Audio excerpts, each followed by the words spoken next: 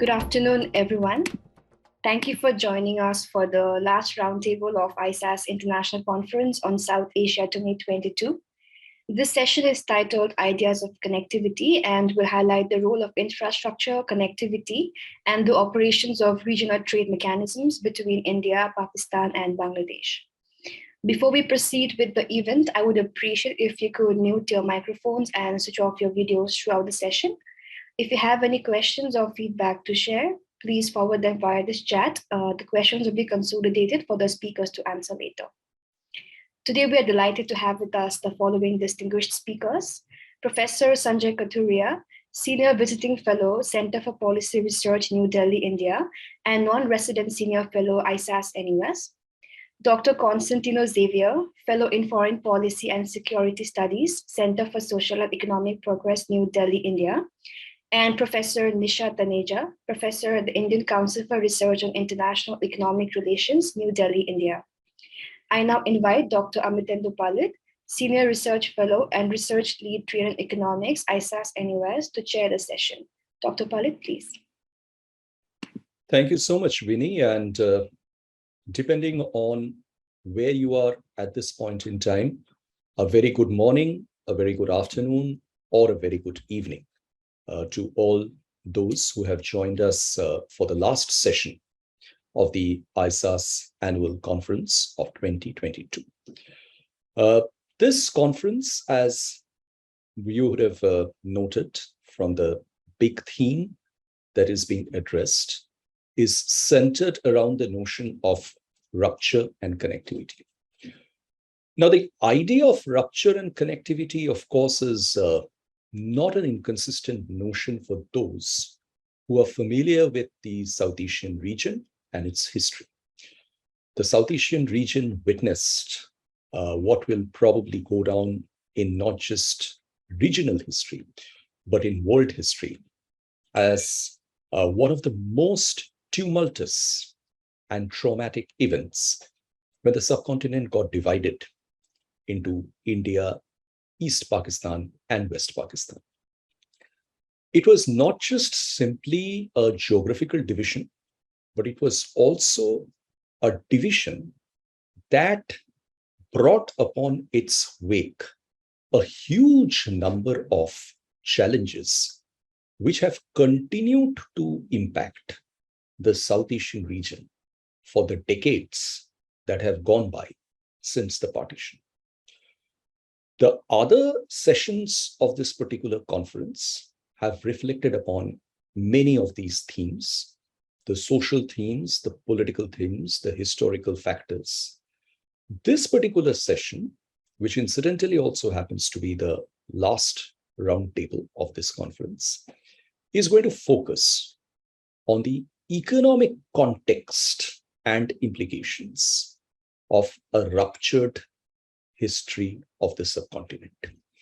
It is also perhaps ironical that we are assembled here today to discuss the issue of how connectivity has been impacted by the history of the region at a time when the South Asian region is facing probably its most difficult economic situation in several decades.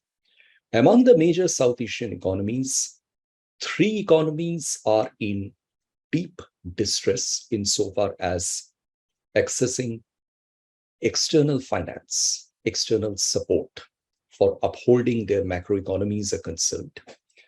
Pakistan, Sri Lanka, and Bangladesh have had to reach out to the IMF for supporting their troubled external sectors.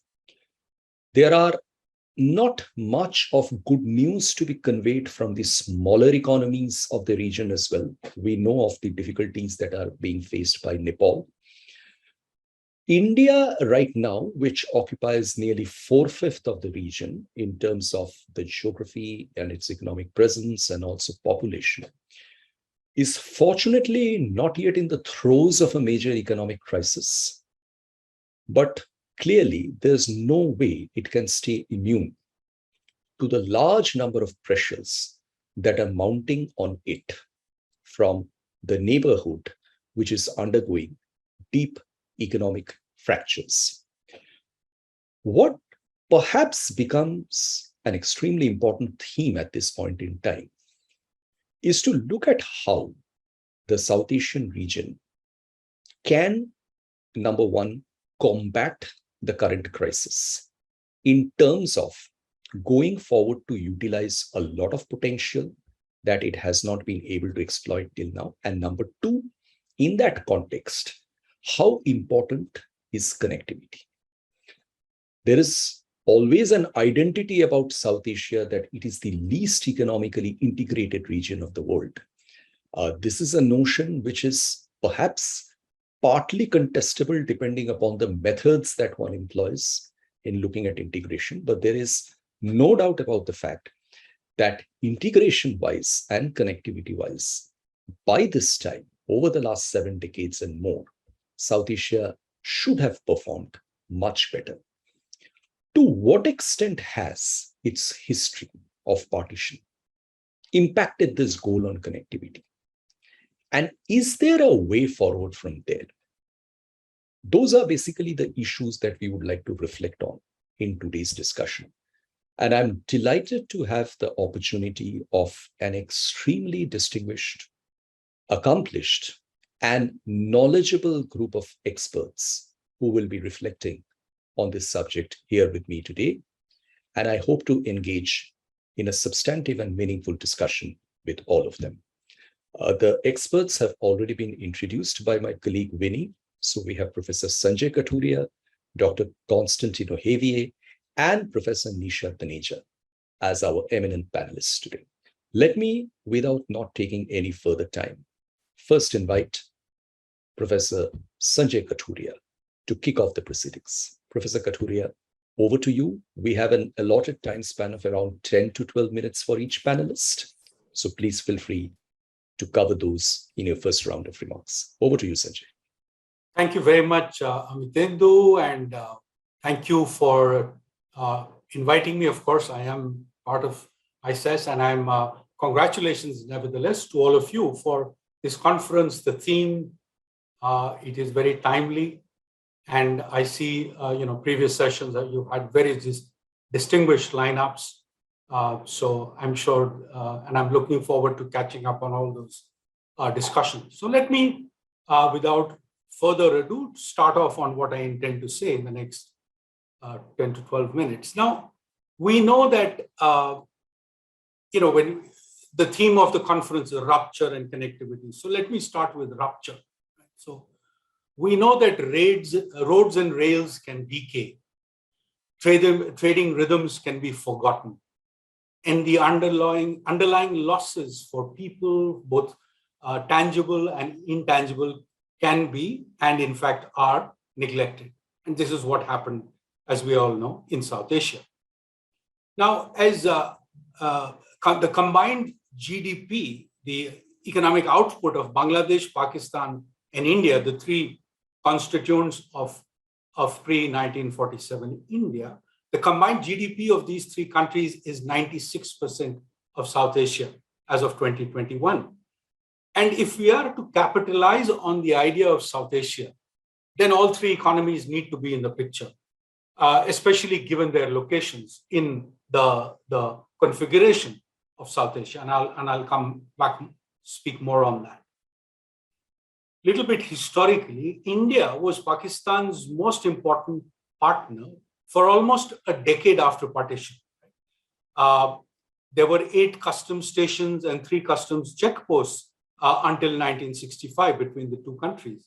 Similarly, between 1947 and 65, India and Pakistan signed 14 bilateral agreements relating to trade facilitation, air services, banking, avoidance of double taxation, and so on. And this is information sourced from Afaq Hussain and Nikita Singh's paper in brief, Unilateral Decisions, Bilateral Losses.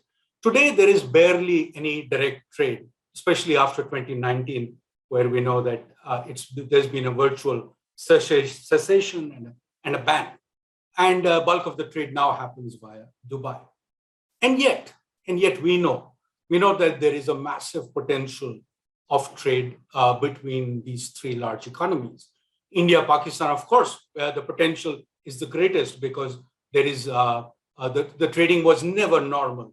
And even if we call pre-2019 trade normal, then when I was in the World Bank, our report Glass Half Full showed that the potential was 18 times that of the roughly $2 billion of trade that took place between India and Pakistan. And even India-Bangladesh trade could be 2.5 times of the level of trade that currently obtains. And this is surely an underestimate because this is the methodology of gravity models, and services, for example, are not included in this, and neither are dynamic simulation iterations. And think of all the sacrifice. This is just the tip of the iceberg. Think of the sacrifice that this means, the lack, for example, of quality jobs, because such trade does not take place. So how can we address this? Right? We sometimes, and in our reports, all of us, we talk often about tariffs, right? We always start with tariffs because for trade, that is a critical input, or the smooth or lack of tariffs is a vital input into trade. But South Asia is knee-jerk protectionist, right? It is the most protected, not only the least integrated, Amitabh, as you know, but also the most protected region in the world. And the countries are willing to increase protection whenever there is a whiff of a crisis, as has happened in recent times and in recent years. Over the last decade or so, average tariffs have gone up. If you calculate tariffs properly and include hidden tariffs and para-tariffs, then average tariffs indeed in the region have gone up instead of going down, along with an increase in non-transparency or a decline in transparency. So I'm not going to get into tariffs because I think we can leave that for another day of questions, but it is politically not very feasible right now to talk about tariffs. So let's talk about the other aspects of connectivity, which is the broader trade relationships and facilitation and so on. So for a minute, I'm going to dwell on the India-Bangladesh relationship as an example of the early possibilities of South Asia. And I use the word early advisedly because it's still, even though it is a booming relationship, I think there is a lot more that can happen. Let's start with trade between India and Bangladesh. It's the biggest bilateral in South Asia. Indian exports to Bangladesh are in the last fiscal year were exceeding $16 billion, growth of 66% in 1 year. And it's India's fourth largest market today, believe it or not. And imports are also now almost $2 billion, where they've grown by 81% in the last 1 year. So trade certainly booming, the biggest bilateral. Secondly, electricity trade, which is actually vital. It has underpinned much of the improvement in the relationship. It started in 2013 with exports of about 250 megawatts of power from Tripura to Bangladesh. And I understand it's now 1,160 megawatts and counting. Much more is in the offing. There is Indian investment in Bangladesh's electricity, power generation sector, and so on. Third area, medical tourism. Bangladesh is the largest source of medical tourists to India, and it's a big and growing market. It can deepen further. Value chains can be created. For example, between Dhaka, Agartala, Guwahati, and Kolkata, there could be very interesting medical value chains can be created. Then general tourism. Now, this is something that some listeners may not be that well aware of, that it is not just medical tourists, but even general tourists. Bangladesh is the largest source of tourists to India, right? Bangladeshis love to travel like those in West Bengal, and India is a natural place to go to. And certainly the Indian High Commission in Bangladesh has been kept very busy on the visa front, issuing lakhs of visas and counting. It's certainly the busiest Indian overseas outpost anywhere in the world in terms of visas. Investments, a critical aspect of a relationship, a deeper relationship, are also growing. India has investments of over $750 million in Bangladesh, according to Bangladesh Bank data. But potential is much, much more, given the scale of Indian overseas investments, private, which exceed 10 to 15 billion dollars a year, right? So there is a much, much greater potential. And Bangladeshi firms also invest in Northeast India, where the opportunity is huge, and it's a win-win for Bangladesh and the Northeast for securing vital food supplies for Bangladesh's growing middle class.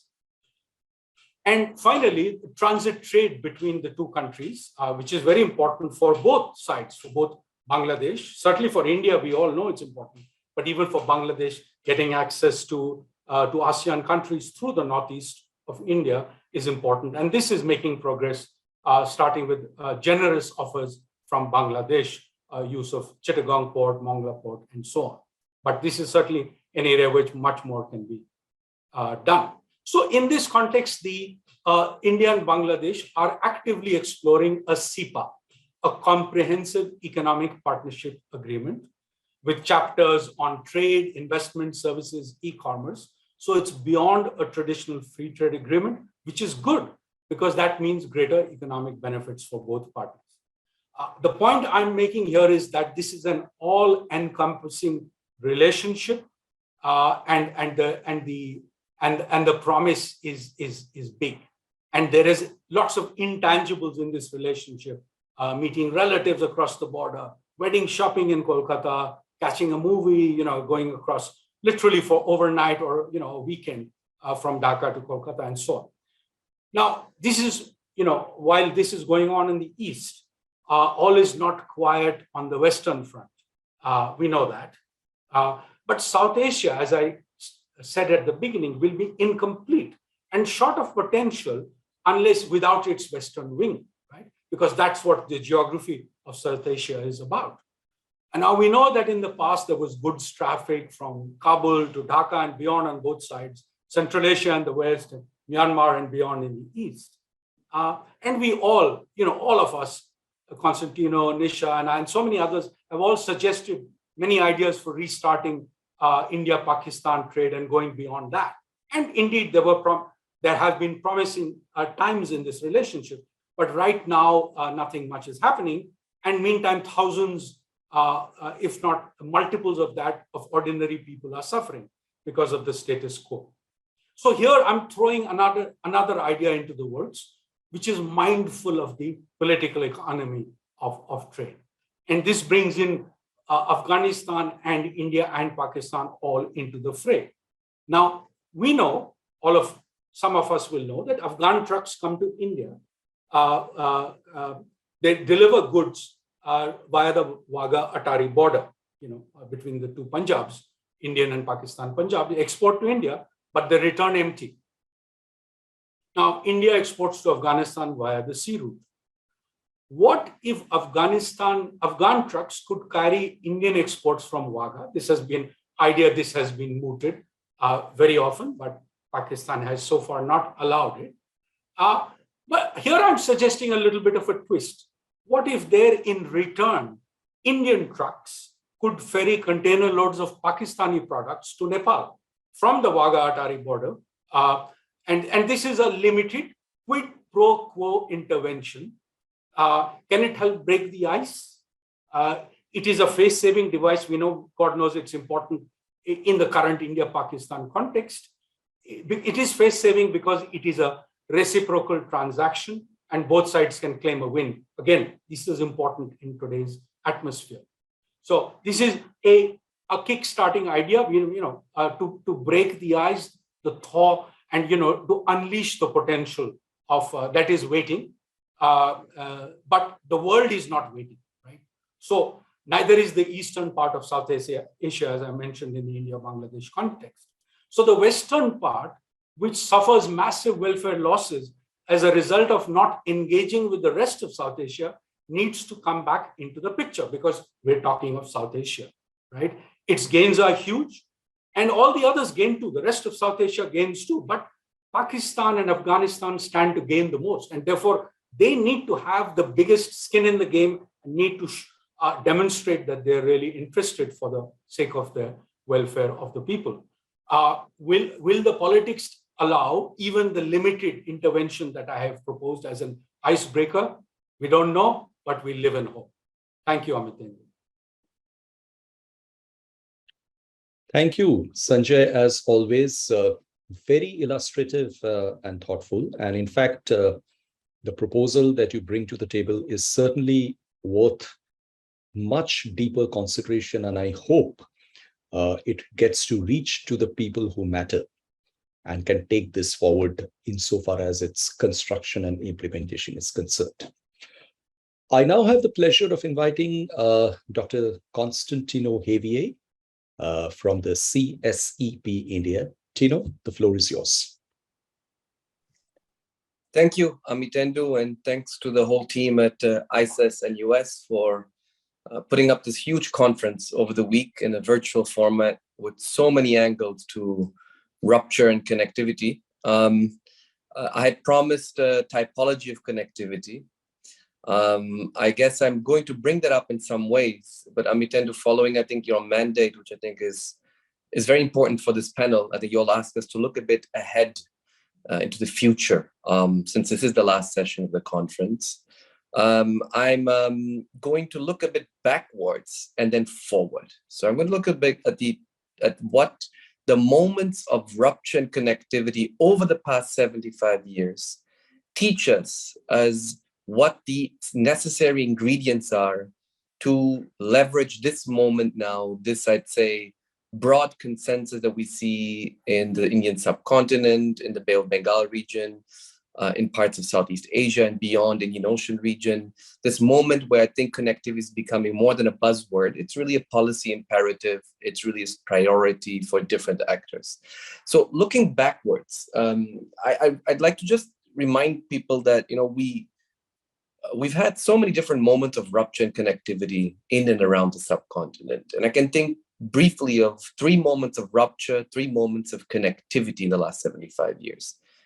I mean, 1947, from, of course, India's and Pakistan's perspective, but also other countries, modern states in South Asia, is the definite, fundamental moment of rupture.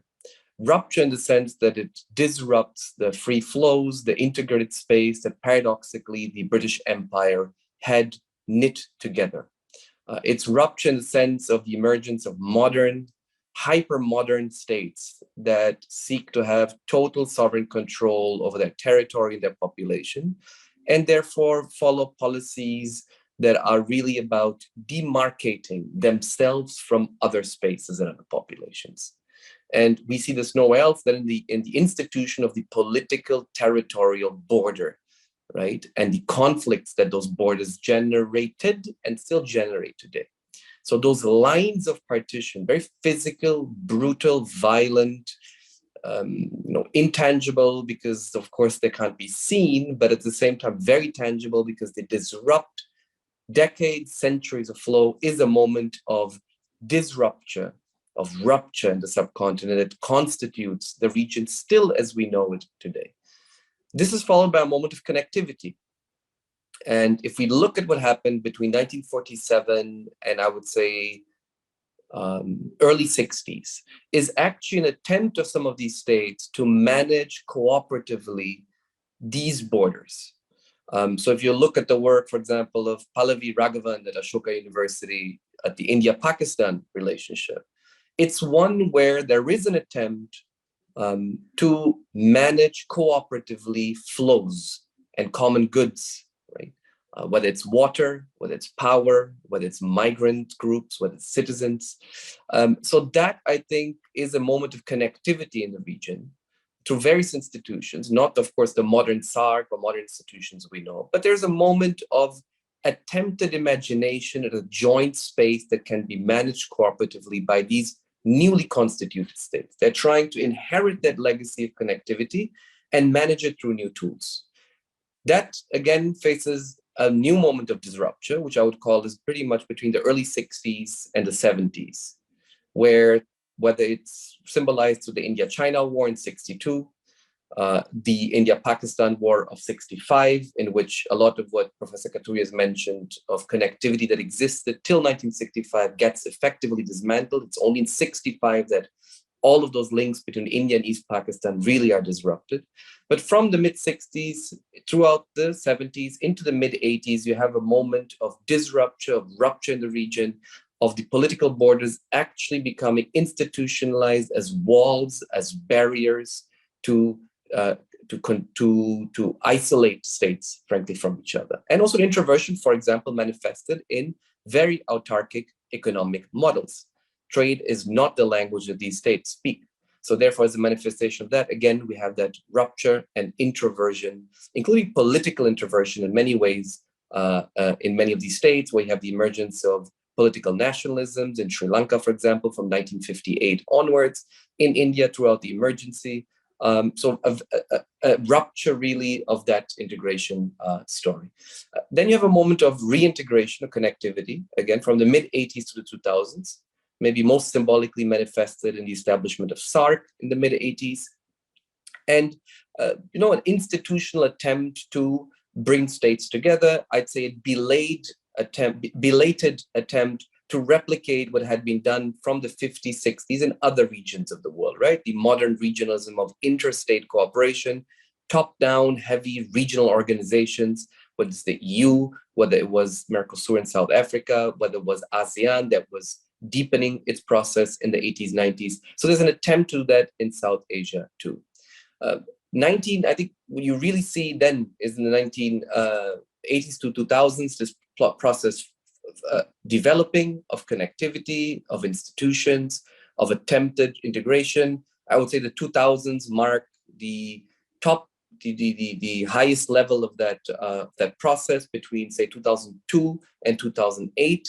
That is really the glory days of regionalism in the subcontinent. You have a South Asia Free Trade Organization under SAARC.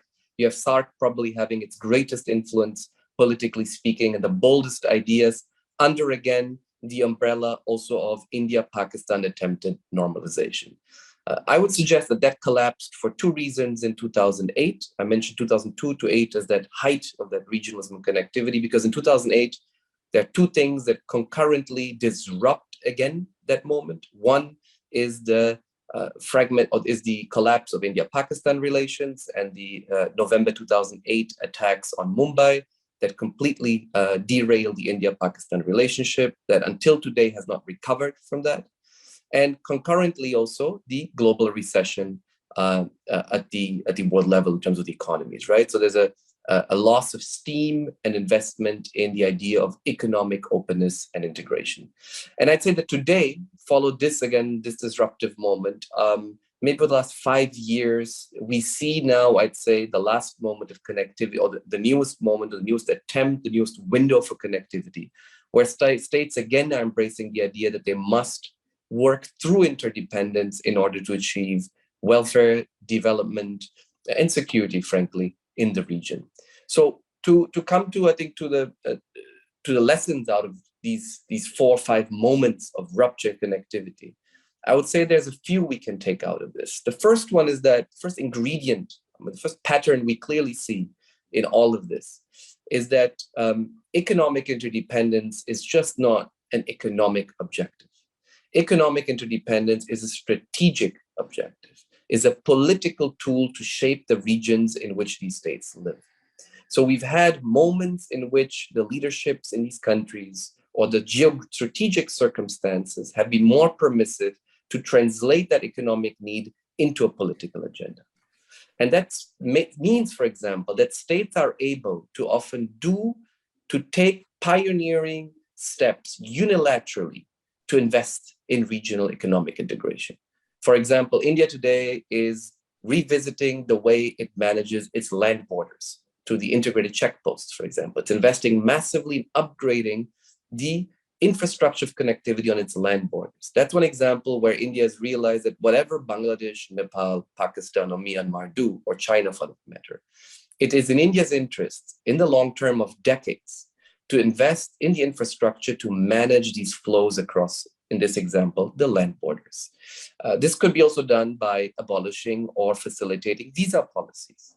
This is also manifested in India's attempt to create, or India's successful attempt to create a maritime domain awareness for information fusion center for different navies and stakeholders in the Indian Ocean region, to share information about shipping routes, about different locations of their various vessels crossing their waters.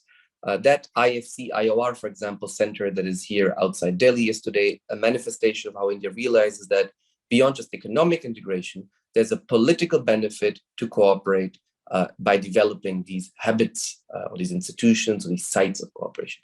The second ingredient I think that is important is that if you need to do this, what I mentioned in the first moment, of taking steps to indicate to your neighboring countries or to the rest of the world that you are going to invest in connectivity. The mirror of this, and this is my second point, is you have to sell that idea internally. Connectivity will not work without social buy-in from domestically from different countries. And this is a great paradox in the region. People, companies, welfare of these nations has benefited always when their countries were more open, more connected to other countries and other regions. This is, for example, the thesis in Ambassador Shiv Shankar Menon's book on Indian Asian geopolitics, where he says India has been the best off and has been more secure, has been able to increase its welfare when it was most connected to the rest of Asia. But this may be intuitive to us here in this virtual room, but it's very difficult to translate this into a political speech, into an agenda that is sold at home to your electorate, to different constituencies that often paradoxically are deeply reluctant about connectivity.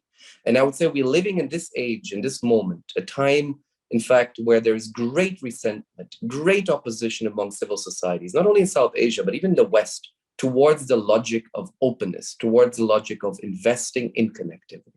So I think that is the lesson we have from the past, and that will be particularly challenging in the future. Third, nothing can work without a capacitated, autonomous bureaucracy in states. One thing is for political leaders to invest in the idea and commit to the idea of connectivity, regionalism, integration.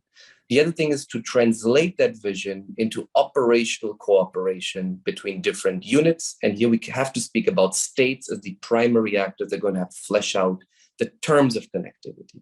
And states, in the end, are bureaucrats, are civil servants, are technically mandated, technically empowered individuals, organizations that have to negotiate and implement these agendas for connectivity. That could be a motor vehicles agreement, that could be a reduction in trade barriers, that could be a data sharing agreement, that could be, again, a maritime domain awareness cooperation agreement.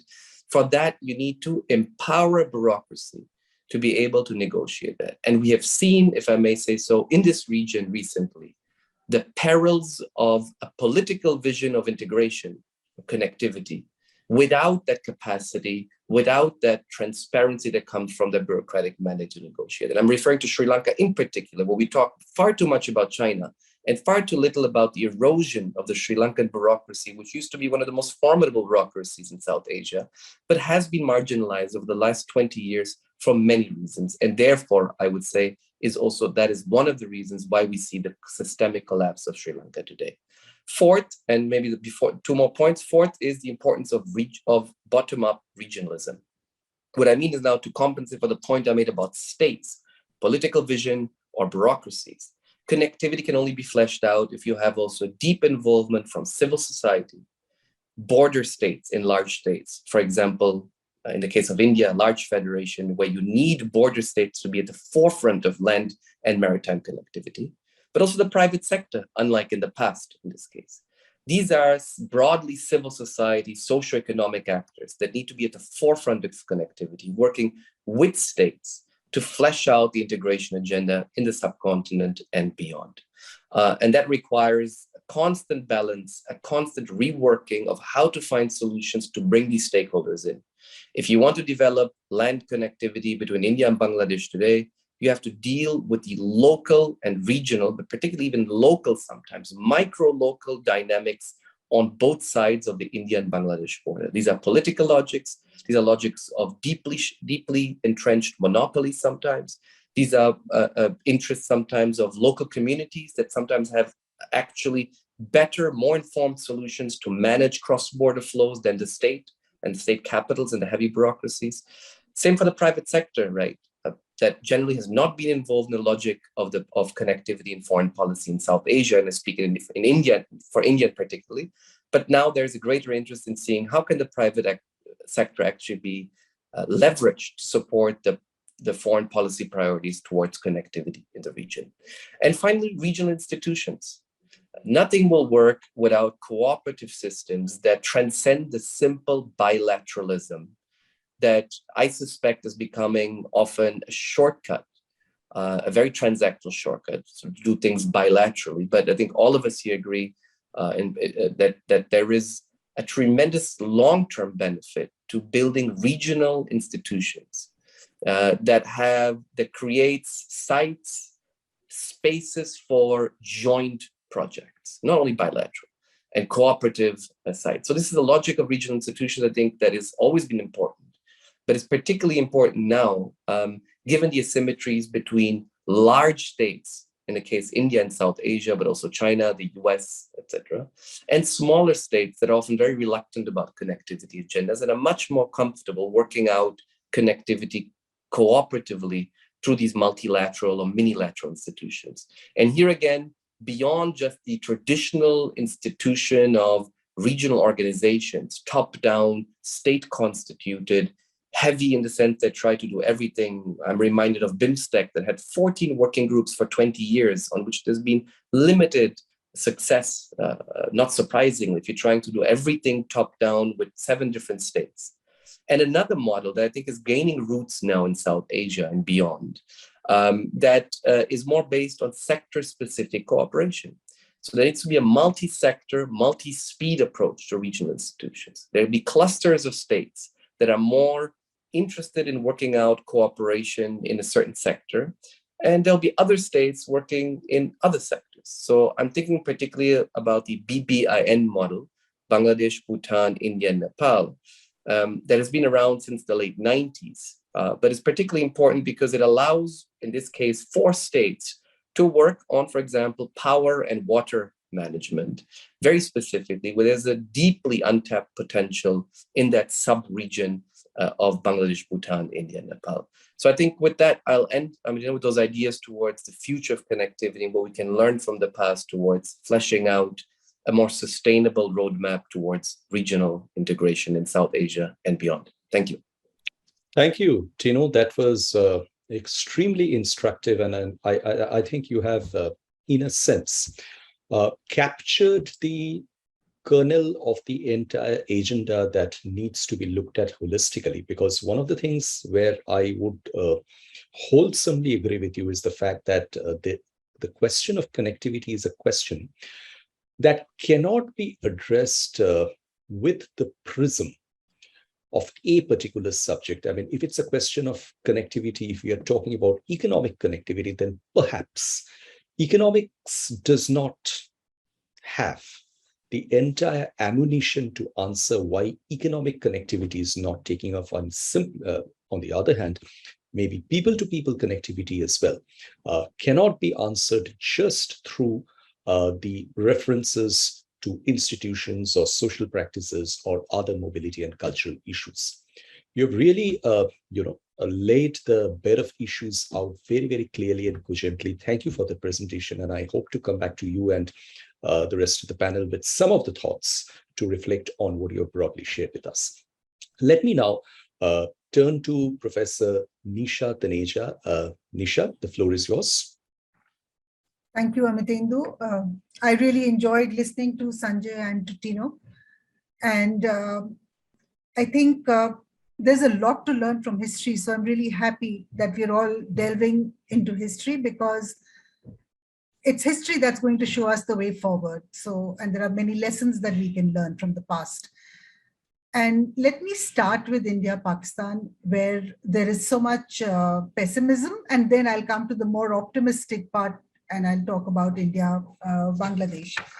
So when we're talking about India, Pakistan, I think it's about an interplay of politics, trade, transport. It's the most complex to understand in the region. And if I start talking about trade, then maybe there are 3 key issues on trade, or One is that it's very characteristic of India-Pakistan trade, which is that trade until 2012 was carried out in a limited number of items, and that was called the positive list. And the other feature of Indo-Pak trade is that trade has been banned or completely stopped for long periods of time. And the third is that 2019 is when we saw the most severe of all restrictions that have ever been imposed. Now, if we talk about the positive list, then in 1986 there were just 42 items that were permitted, and this went on to increase to about 1900. And then we saw, this was just before trade got normalized between the two countries. If we talk about the banned periods, then for 9 years, there was actually no trade after the Indo-Pak War in 65. And then later between 2001 and 2004, again, there was no trade after the attack on Parliament. And then again in 2008, after the Mumbai attacks, there was a hiatus for 3 years from 2008 to 2011. But what is historical is the complete turnaround after 2011 in 2012, when talks resumed. I would call this the golden period in Indo-Pak trade relations history. This is when the entire conversation shifted to just talking about not normalizing trade rather than talking about limited trade. But of course, then it didn't take too long for this to turn around completely in 2019. So it's the swings that we are talking about, and that gives us hope that maybe a turnaround can happen, and it can happen to either extreme. Coming to connectivity. Before I come to connectivity, what is different about 2019 is that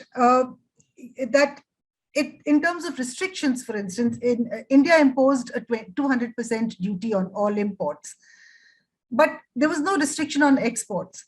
Pakistan, on the other hand, imposed a ban on complete trade. But what is interesting is that if we look at the data, we find that despite these restrictions, in 2021, there was a trade of 327 million US dollars, exports largely. And then in 21-22, there was a 56% increase to $573 million. And one would not even think of looking at the figures because one assumes that, oh, trade is banned. So how could trade be taking place? And that's where we find that because there were different policies in both countries, our recorded trade is showing trade. And also on the Pakistani side, when we checked, we found that their statistics are also recording the trade. So which I find is quite interesting, and which also shows how interdependent trade is between the two countries. So much so that in the last 2 months, since the change of government in Pakistan, within 2 months, trade has doubled from the corresponding period in the previous year. So again, this shows that there is, how there are these little windows which the countries are trying to cash in on, or trying to, make the most of, despite trade restrictions. And we're talking about formal trade. Informal trade continues unabated. Now, on connectivity, not many people know that until 2005, actually, even maritime trade was very restricted. So only Indian and Pakistani flagships could move between the two countries. And this changed in 2005. The road route opened only in 2005. Until then, the road route was closed. Now, the only consistent mode of operation has been actually the railways. And that is the least attended to, most neglected, and most dilapidated. And it's impossible to trade through this rail route. This is the only route through which commodities, there are least commodity restrictions, but but the impediments are way too many. Even in terms of modernization, we find that this is the least modern of all three modes of transport. Now, where does that leave us, and what do we want to see in the future? Of course, what we want to see in the future is trade normalization. And we are seeing that there are these green shoots, and maybe one way to go ahead would actually be to start a positive list, because Pakistan has already allowed pharmaceutical items, and that could gradually be expanded to include a few more items. And also, I think what we as think tanks need to recognize is how much is at stake, if this just 32-kilometer stretch is not connected between Lahore and Amritsar. It's India's access to the entire Central Asia and Pakistan's access to East Asia through India. So there's just too much at stake, and we need to think about how we can actually galvanize this relationship and kind of get it back on track. Coming to India, Bangladesh, I think this is a far more optimistic story, and there is a lot that has happened in the last few years, but yet there is still a lot of potential that remains untapped. And in terms of, there is so much that has been done, and yet if we think of, for instance, the waterways, there are so many more routes that have opened up, so many more ports of call that have opened up, but yet the countries haven't started moving cargo between each other's ports. And unfortunately, the capacity, especially in the Northeast, is so limited to deal with trade. So suddenly we find that there is the Northeast, which is at the fulcrum of the Act East policy, but a lot of capacity building needs to be done within that region so that it's able to hold up to this this vision of it being the fulcrum of India's Act East policy. The other thing that I'd like to talk about when we're talking about India, Bangladesh, is that there are multiple connectivity plans. We've got India-Bangladesh protocols, we've got the BBI motor vehicle agreement, we've got the BIMSTEC connectivity, master connectivity plan, we've got India's Gati Shakti plan. So how do we synchronize all of these plans? And where does, shouldn't we all be looking at international protocols like the TIR convention so that we synchronize all of these and there is, more transparency and less information asymmetry, less confusion, to put it more simply, if we were to follow these international conventions. And lastly, I would say that maybe what we need is a lot of coordination between the center and the states, amongst the Northeastern states, at different levels.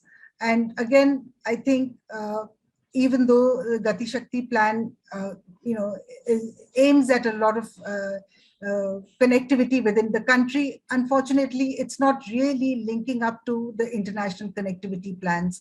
So there is a gap there. But again, coming to, since I'd like to end at a more optimistic note, there is so much that has been achieved on the India-Bangladesh front that it can open the floodgates to the entire eastern region if just these few low-hanging fruits were to be just kind of eaten, to put it very simply. Oh, thank you. Thank you, Nisha. Wonderful. And this is really coming out of the years and decades of work that you have put into the India-Pakistan trade relations and the understanding of the regional trade and economic relations within the economies of the region. And it speaks volumes over the fact that you identify the issues very specifically and draw our attention to exactly those points that need to be reflected upon closely for possible action. We have had an extremely rich discussion to the extent that I really feel honored to have got the opportunity to listening to these three most well-informed perspectives. There's been an enormous amount of learning for me personally, and I'm sure there is that for all those who have joined us today. We are beginning to get questions, but before I take up the questions, there's something I wanted to have the opinion of the three panelists on. And let me just try to bring in a little bit of comparisons in this regard.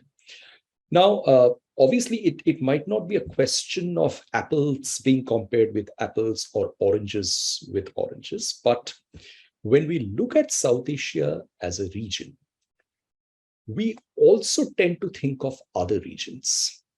And when we look at the history of the modern world, particularly after the Second World War, there are two regional experiments which are considered to have been the most successful ones. One is, of course, the European Union project, notwithstanding Brexit.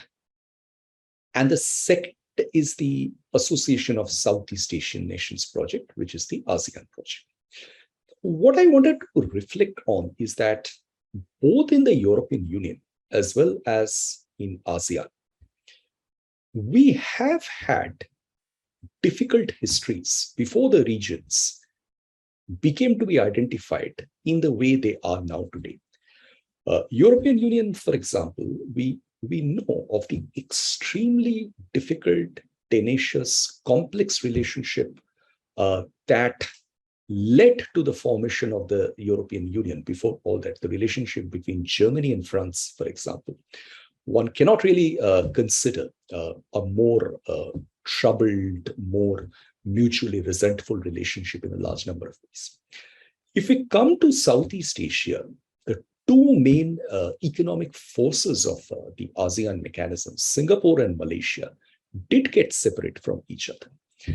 And it's not that the ASEAN region by itself, internally within itself, it doesn't have its fair share of problems. It continues to experience large number of challenges.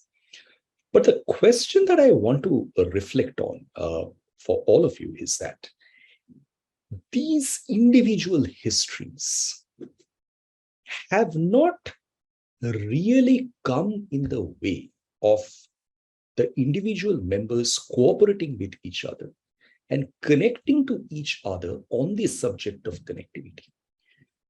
Why has it been so for South Asia? What is the issue? And repeatedly in the submissions that you made, the question of the India-Pakistan bilateral. Sanjay, you alluded to India-Bangladesh bilateral being a vital bilateral, but there was a time when Bangladesh was East Pakistan. Tino, you alluded to the larger question of states developing their post-partition clear identities and, aiming to fix on those identities and avoiding bottom-up integration. Nisha, you went into great details about the challenges in India-Pakistan relationship, the episodes where there has been flicker of hope, but otherwise when there has been a complete retreat background. Now, why hasn't the way world history seen examples of countries coming together, rising above their contentious past, including partitious past, not happened in South Asia? I mean, what has really held back that system, that engine, which could have really provided the biggest momentum to integration? Let me put this question back to you. And if you allow me, let me go in the reverse order. Nisha, can I start with you? Sure. Okay. I don't know what to say about India, Pakistan. It's difficult to answer your question because it has been so entrenched in politics, and so much that we've not been able to disengage the politics and the economics, and that is the unfortunate part. And I think for the first time in 2012. They were trying to, for instance, even the MFN status initially was actually linked to the Kashmir issue for many years. 2012 was historic because this was delinked. the MFN issue and the Kashmir issue was for the first time delinked, and the negotiating levers shifted to India having to address non-tariff barriers in exchange of getting an MFN status from Pakistan. So and that was a very, very positive move, because it meant that the politics would be handled separately and the economic track would be handled separately. And the ideal situation would be that there are multiple tracks, not just two tracks, but there are multiple tracks on which the two countries can engage. So that if one track closes, the others, at least one of the others is open, or more than one.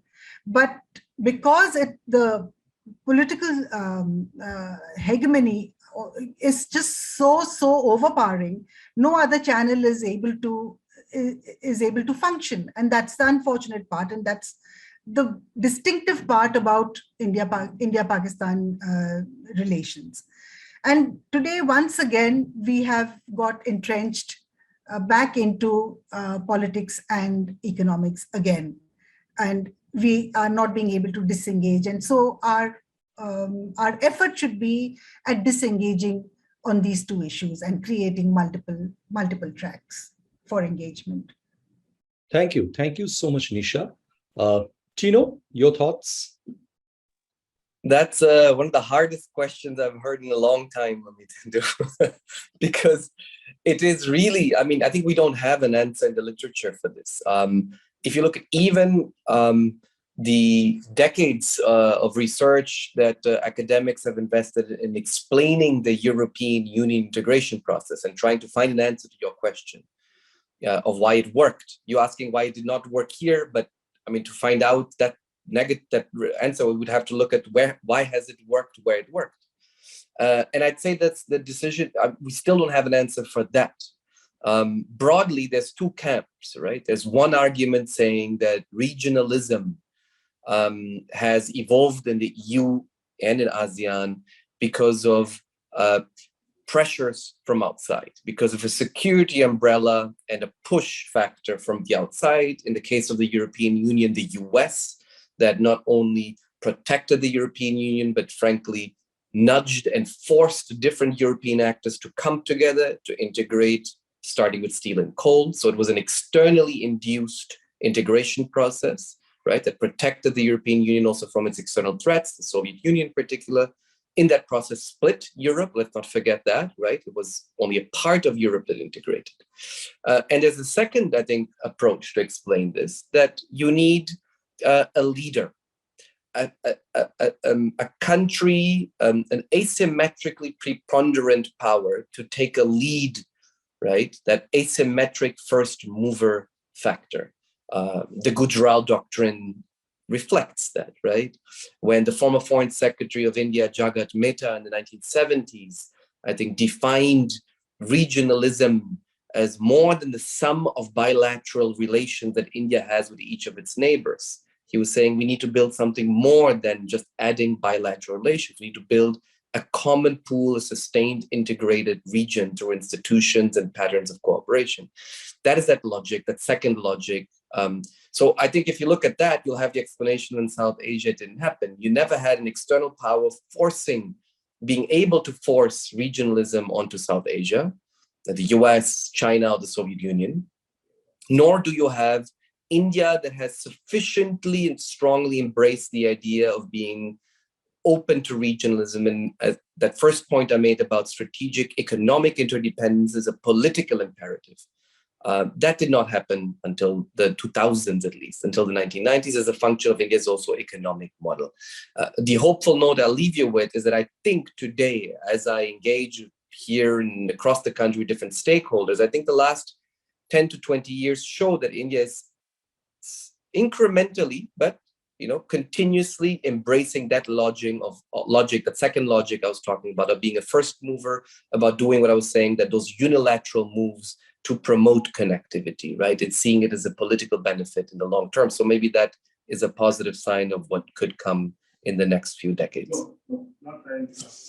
Wonderful, wonderful, Tino. In fact, I thank you for being candid on that, because I think this is a question, the sense which pushed me to share this question with all of you is that there are probably senses that we do sense in that way, that there are instincts which sense that, yes, this is the reason for which connectivity is faltering. This is the reason for which integration is not taking off. But unfortunately, we are not always candid enough to kind of submit that. And I think, thank you so much for that, candid confession that you make, that ultimately there are probably answers which haven't been identified, haven't been detected, but which actually are the ways to go forward and take this on board. So Sanjay, now if this question with your thoughts. Sure. Thank you, Amitendu. I agree that it's a tough one. And my thoughts, again, just throwing out ideas, for further discussion is, so one is that I think the issue of the institution, the regional institution, SAARC, I think it was designed by its virtue, it was hobbled at birth in some sense, right? The way it was designed and structured, I don't think it was really designed to be very powerful or, to have any big say, this whole consensus-driven approach. Any country could, block the agenda. I don't think all of that is very conducive, the kinds of, firepower it.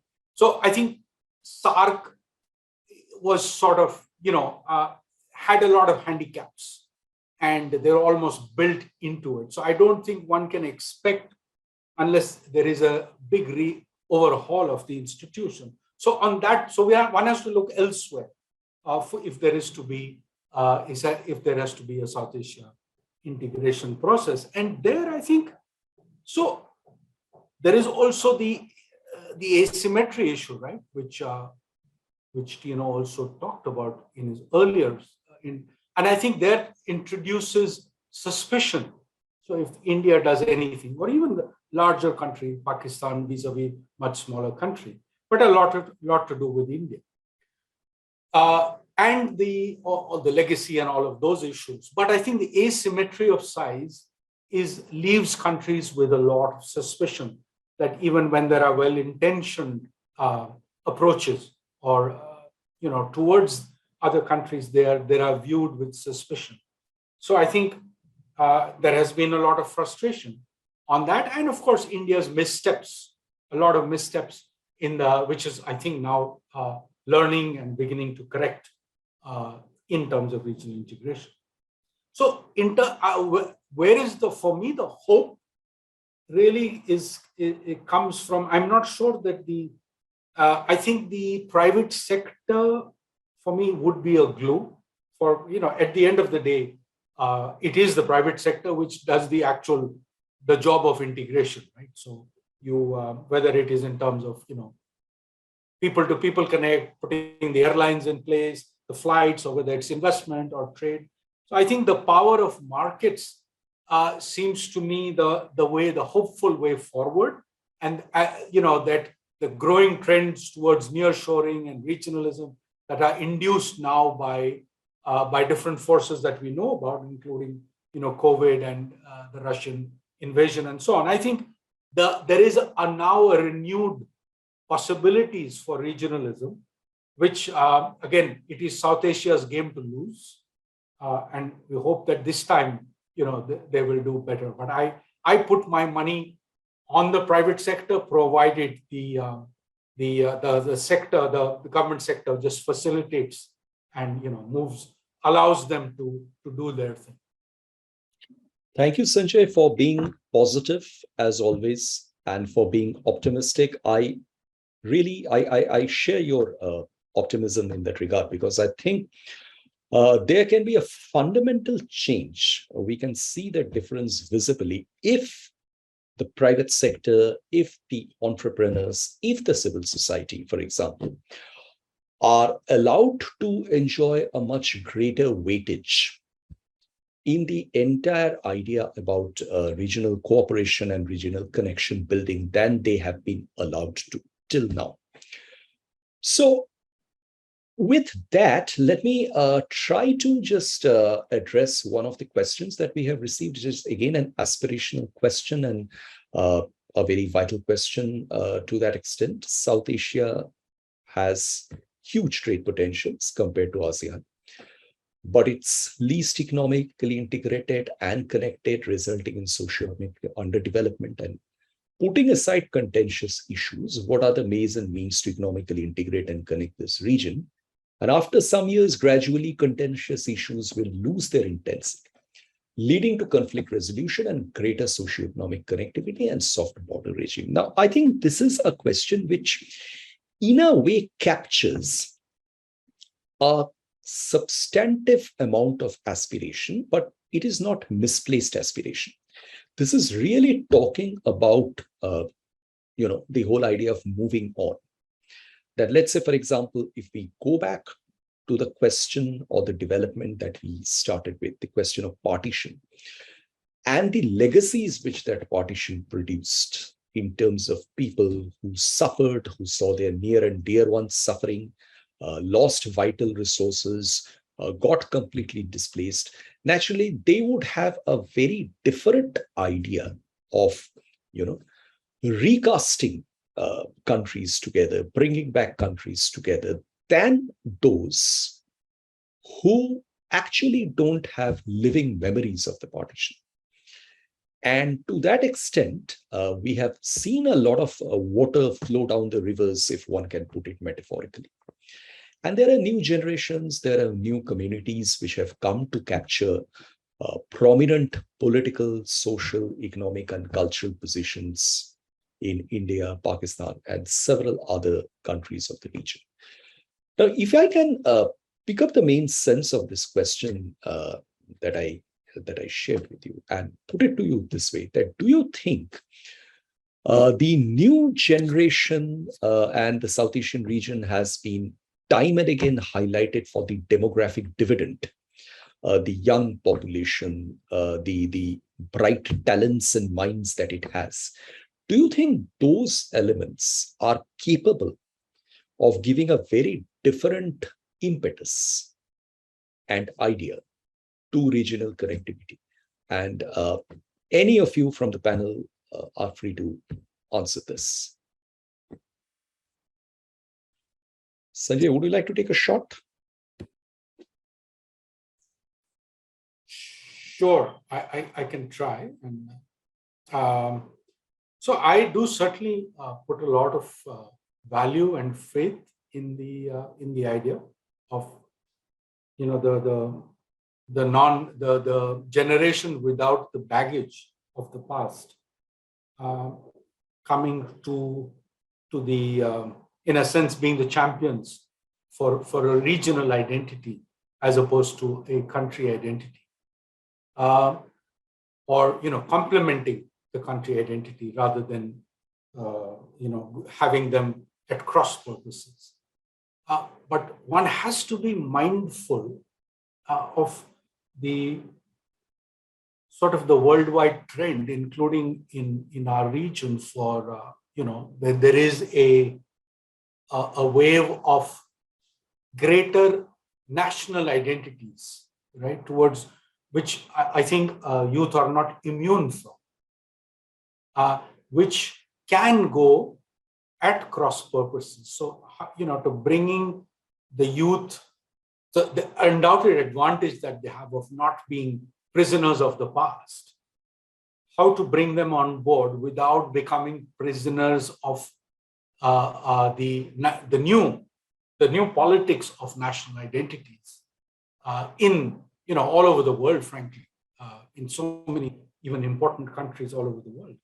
So I think that is a challenge because the new generation has all those forces, global forces, are now at their fingertips in terms of access, in terms of understanding, in terms of seeing what are the trends globally. So I'm certainly very hopeful, and I do pitch a lot personally when in my own work, in my teaching and advocacy. I do a lot with the younger generation. So that's who I am in terms of so I am still despite what I said, I am in the optimistic camp, and I certainly hope that they will fulfill aspirations for regionalism that the previous generation could not. Thank you, Sanjay. In fact, that is a hope which will remain with the region has really no choice other than continuing to pin hopes on this mother of all hopes that the new generation and the future will be brighter and there will be far more transparent and effective and candid communication between the young and the youth and the forward-looking. But at the same time, yes, there are dark sides to that, in the sense that if there are preconceived notions, if there are predetermined ideas, this entire trajectory of engagement, which we are so hopeful about, which you are so hopeful about, might actually get distorted and disturbed in a way which is not to anybody's liking. Tino, if I could come to you now on another point that you mentioned, and which again in a comparative regionalization experience has been very, very important, the role of institutions. Now we have a question which is on the role, or what the SAARC is all about, what is it doing, and who should play the big brother in SAARC, in the sense that, I guess, who should be the lead actor in taking SAARC forward and ensure that it gets to do what it was set up for in the first place. Again, the reason why I alluded to comparison is that regard is that we have seen regional institutions functioning well and purposefully. I mean, there is the ASEAN, which has functioned well. There are such examples coming out of Europe. We have even seen such examples to an extent coming out of other parts of the world, South America, for example. Now, when it comes to SAARC today, well, it's not a question of perhaps whether the SAARC can be revived, recast, reinvented, or anything like that.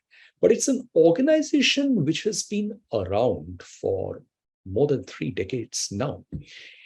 And again, I'm taking the advantage of you having been very, very candid in your views today. Do you really think the SAARC is worth hoping on as an organization which can push the regional integration and connectivity agenda, or has the time come for South Asia to see and explore options beyond the SAARC? I'm not sure about what that could be, but is it necessary to think of another regional institutional identity outside of the SAARC? Thank you, Amitendu. Briefly, if I can just weigh in on the previous question, I think Sanjay put it well, and I would just want to agree and add on to it that it cuts both ways, the new generation. We have seen moments in history, in Europe in particular, where young populations have been the greatest obstructionists of connectivity and integration and cooperation, right? So I'd say that being young is not necessary, or having a young population is not necessarily a condition for countries to make peace externally with old rivals, etc. In fact, it cuts both ways. The 2000s, that height of regionalism, that moment of glory, I would say, of imagination and boldness, that even Nisha and Sanjay contributed tremendously to. I've only studied through the books and texts and that I look at, but those 2000s, they were a function also of an older generation that still imagined this space called South Asia, that had a memory, an institutional, a cultural, a daily memory of what was Pakistan, India, Bangladesh as a joint space. As a space that was integrated in terms of the climate, in terms of the transportation, the culture, the food habits, right? So that has disappeared. And that is a source of tension at the same time. At the same time, for the younger population today, I would say Pakistan, often in India, for example, figures only occasionally and often in negative ways. But it's not that it figures predominantly. So there's a loss of that space. But it's also an opportunity that many, I think, for younger people today in the subcontinent, they don't have that violent memory of partition. It's not as an emotional issue, it's not as a political issue. So that's the plus, I would say. There's also more of a blank space that can be filled. And there, yes, I would say the younger generations have a much more transactional and pragmatic approach about looking, for example, at economic interdependence and possibilities to work so that there is a win-win, or that basically everyone is better off than they were before in the subcontinent. To your question on the role of SAARC, yeah, candidly, I think there was a train in the past decades, a train on which you could either have jumped on with a regional organization and developed that regional organization, or you missed that train, which I think was the case of South Asia. So the EU and ASEAN were able, through different circumstances I discussed, I think, in my previous answer, to jump onto that train and accelerate and deepen their integration. I'd say South Asia missed that train. SAARC was late. As Sanjay mentioned, SAARC was not well constructed. It was belatedly also constructed as a top-down, state-heavy approach, and not economic approach. In fact, I was recently looking at all the speeches that the Indian prime ministers gave from the mid-80s into the 90s on SAARC. They actually referred to it as a political forum, as a place for leaders to discuss and deal with political and security issues, every now and then. It's not about economic integration. It was not that initially, or at least there was a strong resistance to that idea, right? So that was, I think, all hampering, was all weakening that process of regionalism. And therefore, I'd say that today they're on the other side. While that train has gone, I frankly feel, or it may come back, but always in a very limited way, SAARC, there are many other trains that are departing the station. Shorter trains, faster trains, heavier but longer trains. There's a multitude of platforms of really, carriages you can jump on. And that's why I mentioned BBIN, for example. And BIMSTEC is somewhere in the middle. I would still qualify it as also an older generation institution. That's how it is developed. And maybe that's also the reason why BIMSTEC hasn't done very well. But I would look much more at this flexible institutionalism in South Asia and beyond, frankly. Not only in South Asia, which actually forces us to redefine South Asia. Today, you can have an Indian Ocean region institution, right? You have on the security sphere, for example, not on economics, but still the Colombo Security Conclave that India has developed with Bangladesh and Sri Lanka, for example, towards maritime security. So there's a variety of new institutions, I think, that are being plugged and played with. Has its own challenges because you're spreading your resources and investing in many institutions. But I'd say this new generation of, some people call it plurilateral, minilateral, flexible, sector-based institutions, etc., that allows these clusters of countries to move on and not have this consensus-based, leaders-driven regional organization like SAARC. Thank you again, Tino. I think as in the past, in today's session, you have really put a very different finger on the pulse. I mean, that's very, very important to bring into the space of conversation that we have been having. And again, thank you so much for sharing these wonderfully visualized perspectives, if I could say. They really add an enormous amount of depth and knowledge to the conversation that we have had on this subject for several years, and it's very, very useful.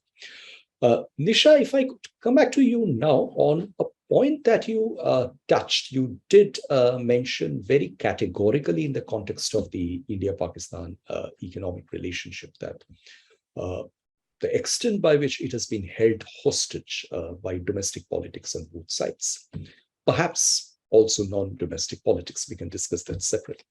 But one of the questions that we have had shared with us is that politics has driven the lack of economic cooperation in the region substantially. But is there any hope with technology redefining boundaries? I think here we are trying to look at a factor which is important, which is impactful, and at the same time, perhaps might be of a politically agnostic character. So can technology be an element, an instrument for better and improved cooperation in the South Asian region economically? We would love to hear your thoughts on that. Thank you, Amatendu. I think it's a chicken and egg problem. Technology for sure can solve a lot of the issues, provided there is a political will. So, I mean, like this whole visa issue is so complicated and so non-transparent. Why we are the IT superpower in the world. Why have we not ever used IT systems when we're talking about people crossing the borders? I mean, I'm not talking about right now, but even when the times were peaceful, we've never used technology to scan people who are moving across borders, bona fide traders who are moving, people who are just visiting relatives. So, this can be easily done, but it's never been done. So certainly technology can be used to resolve a lot of issues and to make things make them simpler. And again, have more channels of communication through better technology. But on the earlier thing that Sanjay mentioned on the youth coming in, I think I'd like to comment on that as well, because I think that was a very interesting question. And like Tino also said, that it cuts both ways. I think the younger generation is very transactional. They would only look at where there are opportunities and how they could benefit from those opportunities. And maybe the new sectors, if we look at the new sectors like startups, or if we look at e-commerce, maybe these are sectors where we might be able to engage the youth. And simply by not looking at the political angle and by ignoring the political angle and just looking at the transactional angle might actually improve relations. So that would be a different way of looking at it. Thank you so much, Nisha. In fact, I would probably have an idea to engage with you further on that. But there's a cue that I wanted to pick up from all three of you on this particular point, and the point that you alluded to, the transactional character. There is probably a view taken by many, and Nisha, you alluded to that, the other view, that a transactional approach can actually overcome some of the political stickiness, discomfort, so on and so forth. I would just want to share with you this thought that often comes out from the Southeast Asian regional experience, the emphasis on pragmatism. Now, I think there is not much difference between what we are alluding to as a transactional approach as opposed to states being pragmatic. Because there's nothing that actually stops the states from being transactional as well and looking at each other as sources of opportunities. There will always be tensions, there will always be troubles associated in the greater state-to-state or maybe people-to-people engagements.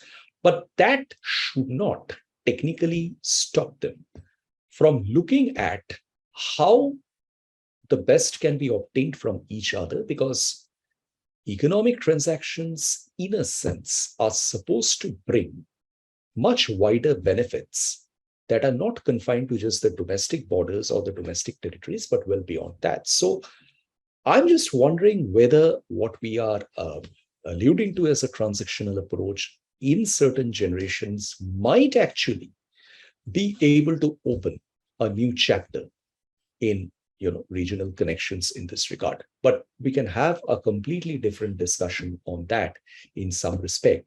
I am aware of the fact that we are reaching the end of our allotted time for this discussion. We have another 6.5 to 7 minutes to go. So can I request all my esteemed panelists to take a couple of minutes on what do you think? Standing today, 2022, we have seen the world becoming more and more fractured. We are burdened with the COVID-19. We are burdened with more and more conflicts coming up. And the South Asian region facing perhaps its most difficult economic conditions in many, many years. What do you think are the prospects for regional connectivity and integration at this point in time? Are they likely to get more and more driven backward, or might the situation be taken as an opportunity? Sajay, can I start with you? 2 minutes, please. Sure, thank you. So I have 3 or 4 points, quick ones. One is, as I said earlier, I think that we will have the world today is giving us new opportunities for regionalism. Nearshoring and, all friend shoring and all, but certainly there is a logic also to shorten supply chains, and, there is the whole thing to look for an alternative to China, which I think gives South Asia new opportunities for greater regional cooperation. The private sector can do its bit, provided the government facilitates, as I had said earlier. It needs to facilitate their entry, and there are lots of possibilities in regional value chains in South Asia. Again, but there are certain things that need to be got out of the way for that to happen, one of which is happening, which is on the trade facilitation and connectivity side, but the other one is not happening, which is on the tariff side, which was, my opening remark. So I think they all have to work on, all the countries have to work on tariffs, which are, a big problem when it comes to regionalism, and indeed for global trade, but certainly even for regional trade.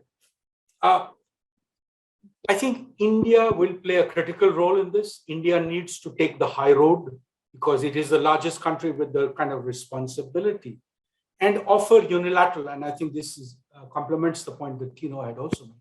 India needs to offer unilateral benefits of connectivity, as it is doing, but needs to, I think, articulate a kind of a vision that goes beyond, beyond its obvious own self-interest, and takes a kind of Gujarat doctrine too, if you like. But I think that is important to articulate today, given the fractious environment that we are in. And my final point is that I'm fine with, very much fine with the transactional approach. But this, again, as long as it is informed by a higher vision, right? We keep the larger picture in mind and say, okay, these are building blocks. And that's why it's also the youth, the private sector, but it's all part of that greater vision, which is held by somebody. In this case, for South Asia, should be held by India as the largest and the highest capacity country in the region. Thank you. Thank you so much, Sanjay. Nisha, can we move on to you? Yeah, sure. My last thoughts on South Asia, energizing South Asia. Of course, the first precondition would be political will amongst the members to have a strong regional arrangement. But a couple of thoughts. India's leadership role has been mentioned a couple of times. My own thought is that maybe India should not take up a leadership role, because some of the countries hold that against India, that why does India sit in the driving seat all the time? And why are they always behaving like the big brother? So maybe if we changed our approach a little bit and said, okay, let's all follow global standards, for instance, then nobody is the leader, and we're all, nobody is setting a trend, and we're all following global norms, global standards. And in that sense, maybe there is less disharmony if we approach the issues in that manner. The second thing that I want to say is that Nepal, Bangladesh are moving out of the LDC status. So that's going to bring a big change in the region. And so maybe that's another reason why we must think of a different manner of engagement with these countries. And that might also lead to better outcomes if we were to do so, because also there would be different opportunities. So if we engage with them differently, that would be better. And third, it's a pity that, even though SAARC has been around for so long, because of its inaction, there's nothing much happening there. But on the other hand, BIMSTEC, where there is something happening, the world doesn't know about it. So, even youngsters, when they're asked at interviews about SAARC, they all know about SAARC. and they know about the issues, but if they're asked about BIMSTEC, they really don't know about BIMSTEC. So, we are pumping in a lot of our energy and a lot of effort into one and not the other. So it's time that we think of ways of bringing about this balance back into the mainstream. Thank you. Thank you so much, Nisha. I think we unfortunately could not reestablish the connection with Tino anymore. So Tino's last thoughts on this subject could not be taken on board, but I'm very sure that those will be documented. I must thank Nisha, Sanjay, Tino for the wonderful deliberations that you engaged with us on today. It was superb, and we are really left feeling very enlightened and very rich in terms of a variety of knowledge. In fact, personally, for me, we have been looking at South Asia for so many years, but today's panel, very specifically on this subject, was a fantastic panel. Thank you so much, panelists. And thank you, Sanjay. Thank you, Nisha. And to Tino, if you are able to hear us, we hope to stay engaged with all of you again, and we hope to invite you back to ISAS virtually and also in person very soon in the future again. I also would like to take this opportunity to share with you that we have come to the end of the ISAS annual conference for this particular year. It's been an interesting occasion for all of us, because this was the first virtual conference that we organized as an annual conference. So in that respect, it was an interesting opportunity, but it was also in many respects a fairly tough job, because we were being made to function in a completely different way as opposed to the way we have normally been organizing these events over the years. But I think at the end of it, over the last 4 days, from the 1st of August till today, 4th of August, we have had 6 roundtables. We have had an introductory session. We have had a fantastic group of scholars, experts, practitioners who have joined us from all parts of the world to deliberate in these discussions. And we have been left with an enormous amount of knowledge and scholarship with us to be further harvested in.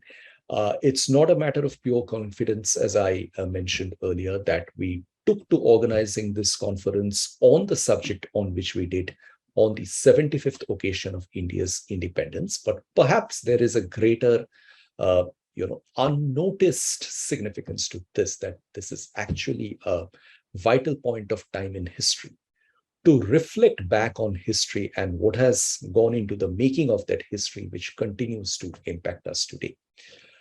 On behalf of the Institute of South Asian Studies in the NUS, let me take this opportunity to thank all our speakers, the panelists who have been with us despite their difficulties, preoccupations for the last 4 days. I would like to especially thank the participants who have joined us through Zoom, through Facebook. It's been a wonderful range of participation, very active, very large. And I would like to very specially thank my colleagues from ISAS who have been, playing a great role in organizing this.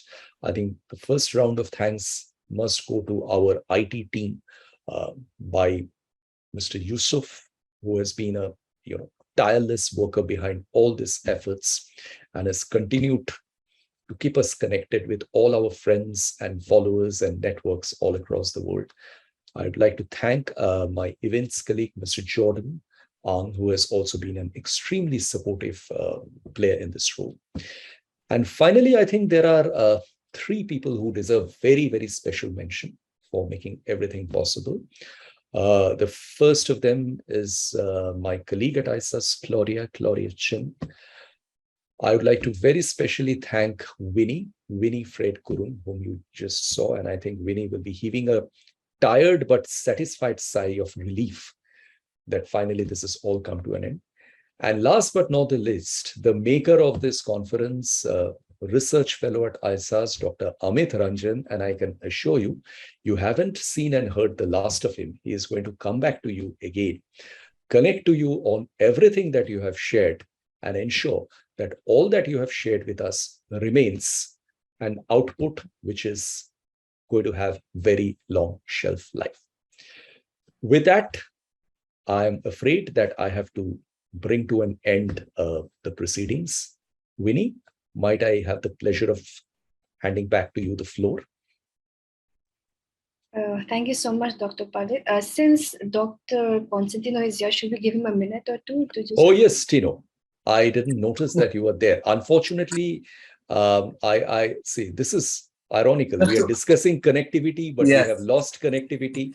But we end on the hope that we have revived connectivity, though we put a formal end to the connectivity procedure. So let me give you just 1 minute, Tino. If there's a special thought you would want to share, please go ahead. Just want to apologize for the connectivity issues, and I'm back here.